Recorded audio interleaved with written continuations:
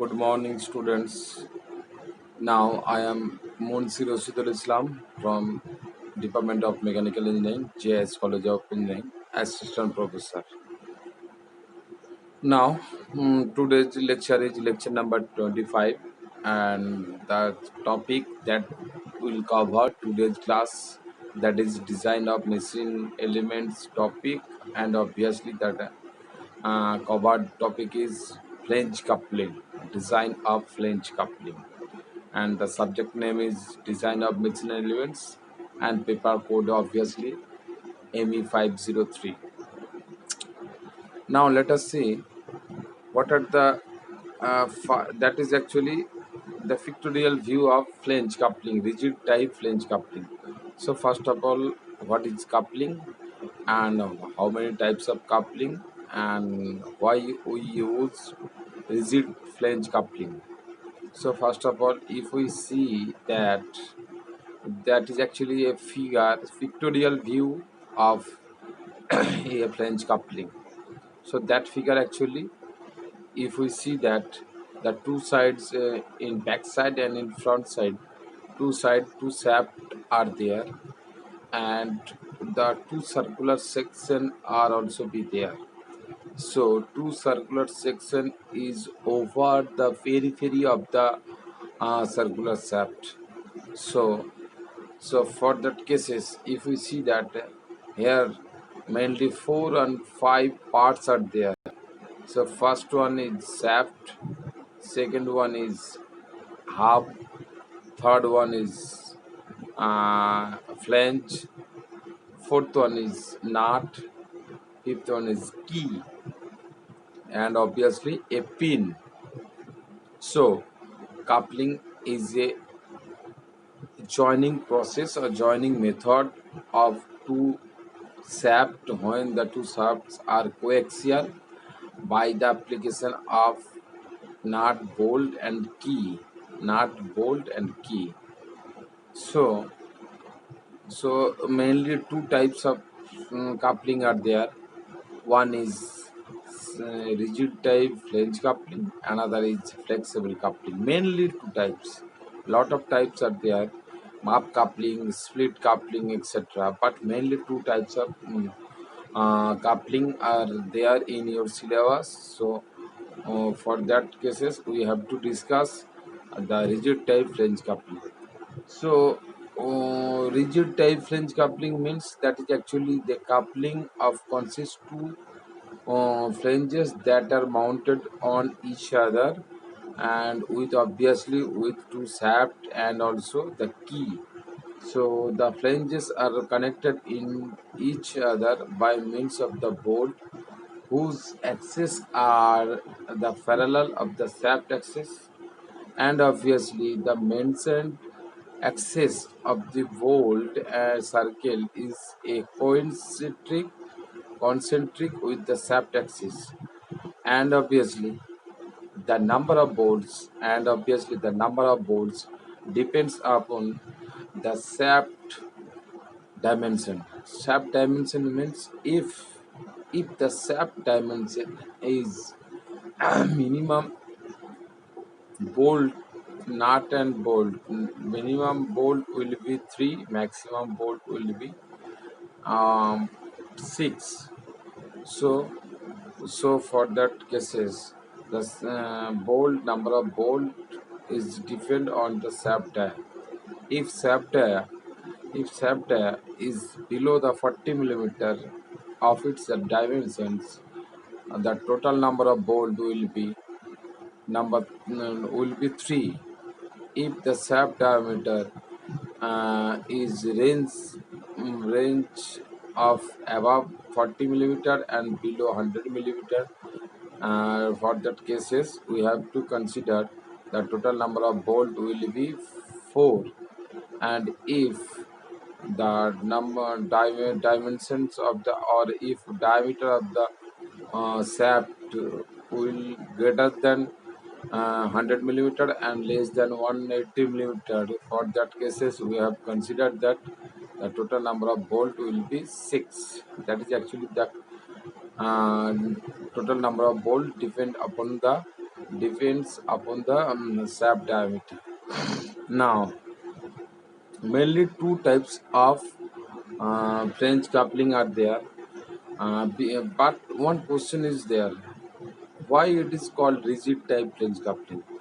Because in the total bolt and nut and bolt are tightly fixed with the over the periphery of the shaft dia, which is actually concentric to the bolt circle. So for that cases, obviously one key slot is there. That key slot is used for passing the key, passing the rectangular key. So that is actually the key slot. So mainly two types of flange coupling are there. Flange coupling. One is protected type, another is unprotected type. Protected type means one shaded portion is there over the flanges. That type of flange is called. So before the discussion, we have to see a one figure. That is the figure. Figure means French coupling figure. That figure is a unsymmetric, or that figure is actually the unprotective type French coupling. So why it is called unprotective? If you see the portion, that portion is actually a topmost portion where the circle point is there. That point is treated as flange. So if flange over the flange, one shaded portion is there. For that cases, we have called that this type of flange is called the protective type flange. But here it is not present, means the flange cover is not present. For that cases, it is a unprotective type flange coupling. And now a coupling having two separate cast iron flanges. So flanges will manufactured by the uh, cast iron material, and obviously it can be a maximum load absorbing capacity. So mainly four parts are there. Number one, shaft. Number two, hub. Number three, flange. Number four, key. And the one and only main important point that the two parts are connected by a smooth functioning system that is called as a key. And another two parts is actually a nut and bolt. So if you follow the dimension,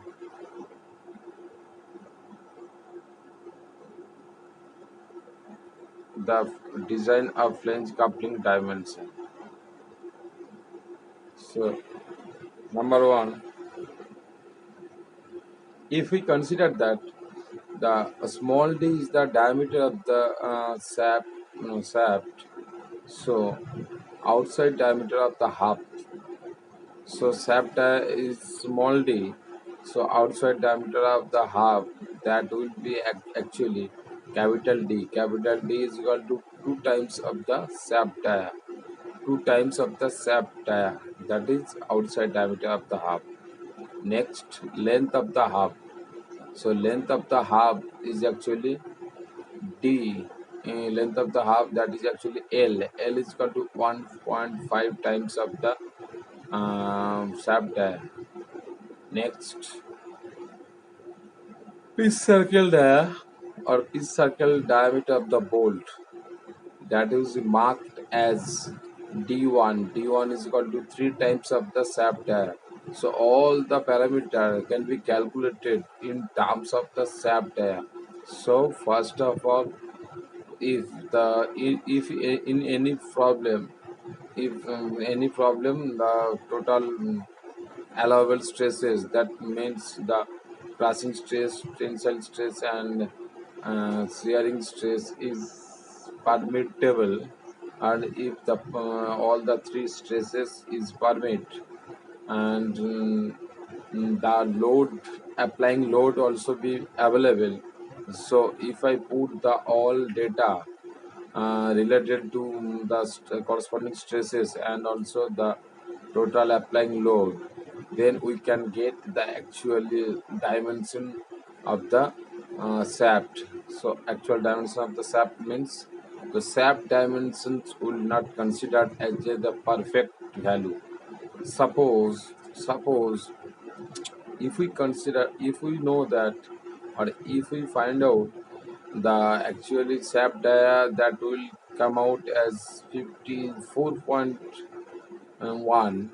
So we have to consider that the actual or nearest value of standard value, that the standard value we just consider as a 5 times of the nearest value.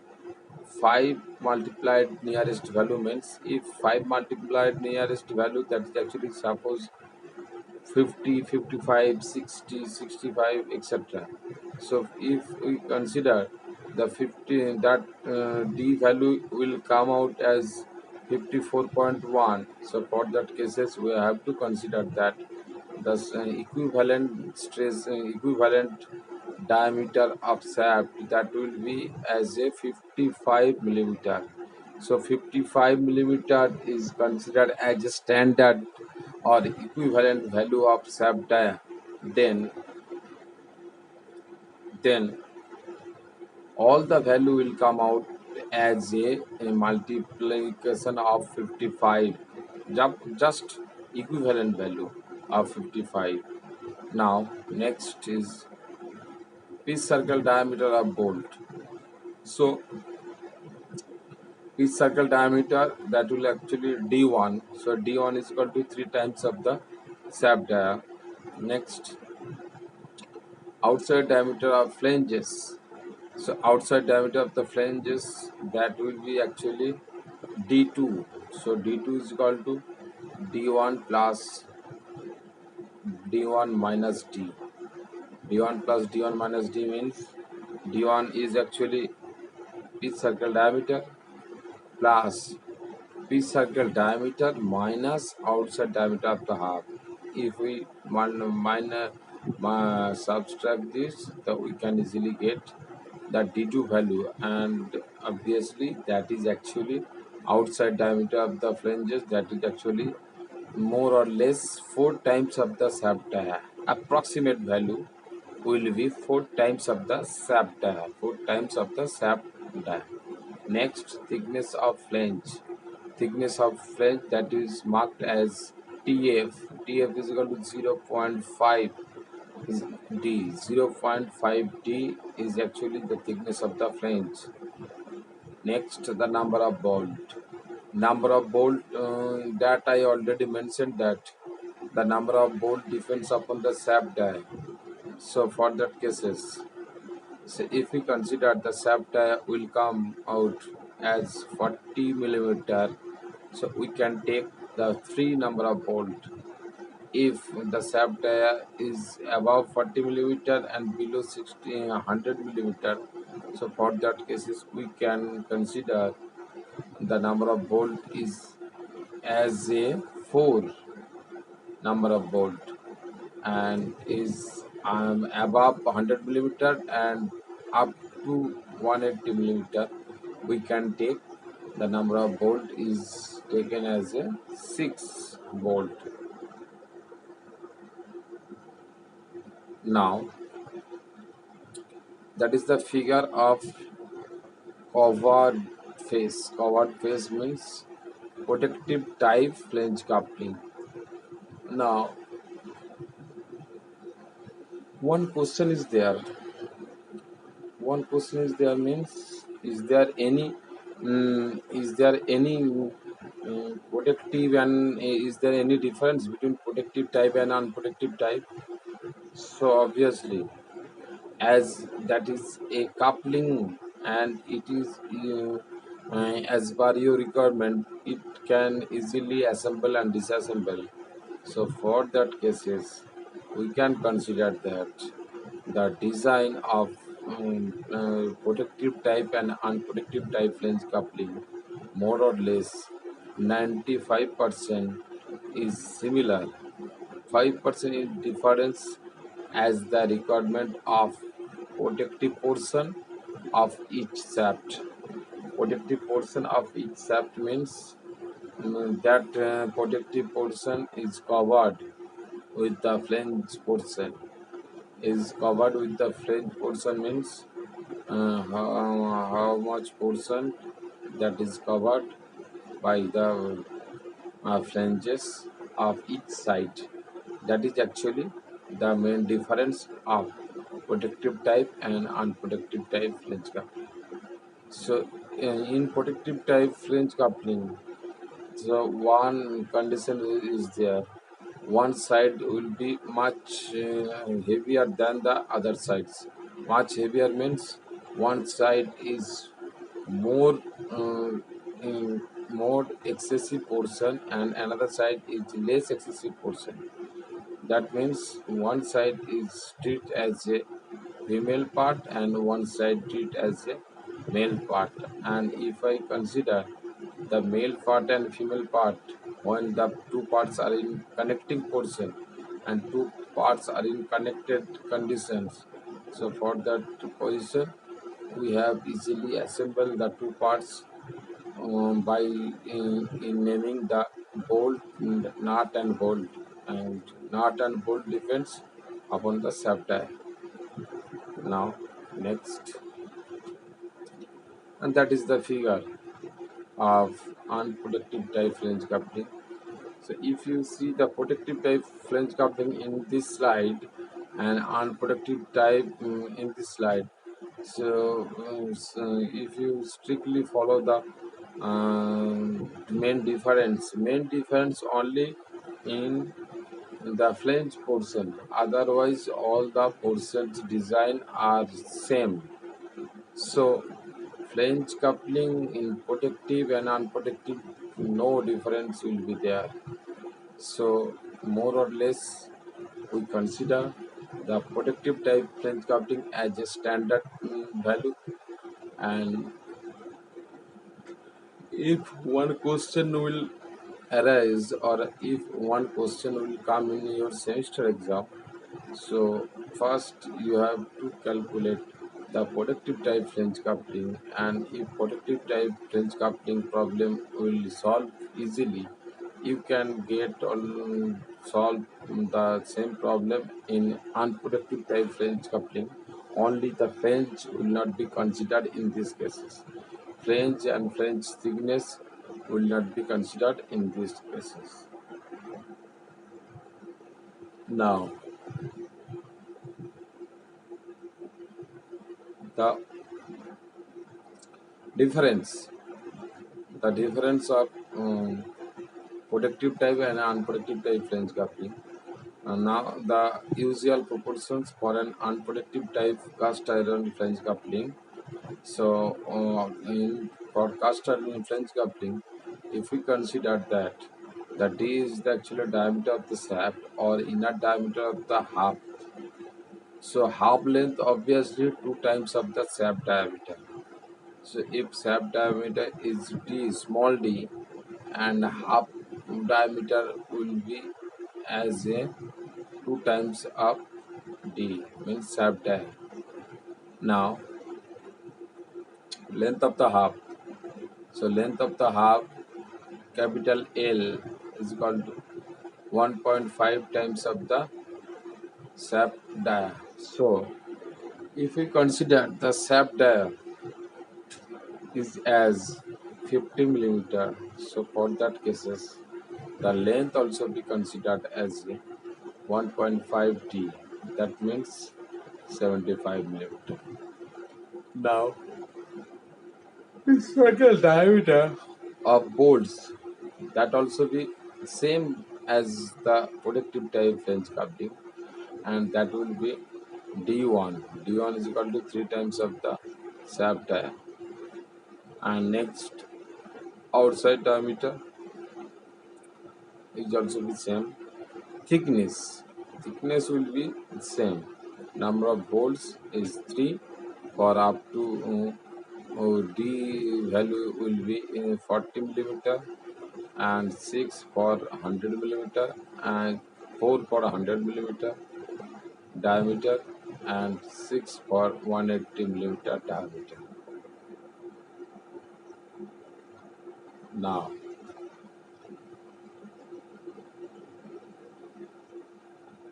specification of the overall shaft diameter, and that scale is actually count in 1 is to 6.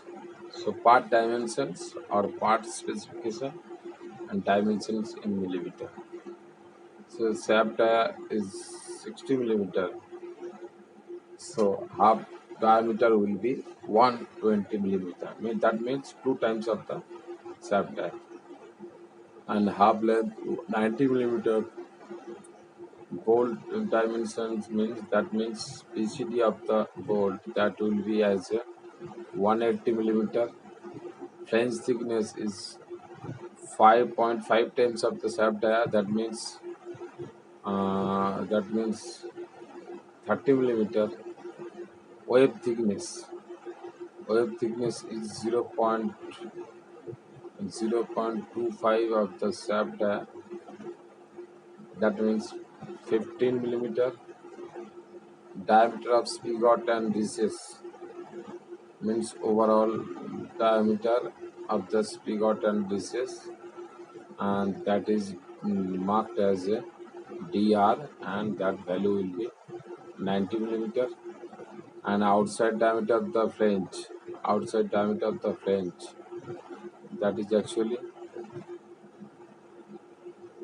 270 millimeter. Now, now this is the actually figure. That figure is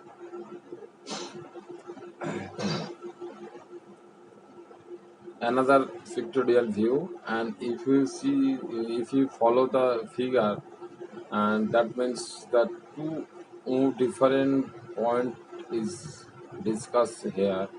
That is actually thickness of the flange, that is actually T1, and next T2 outside rim thickness. So as it is actually a protective type flange coupling, so outside rim thickness is important role played in this type of design.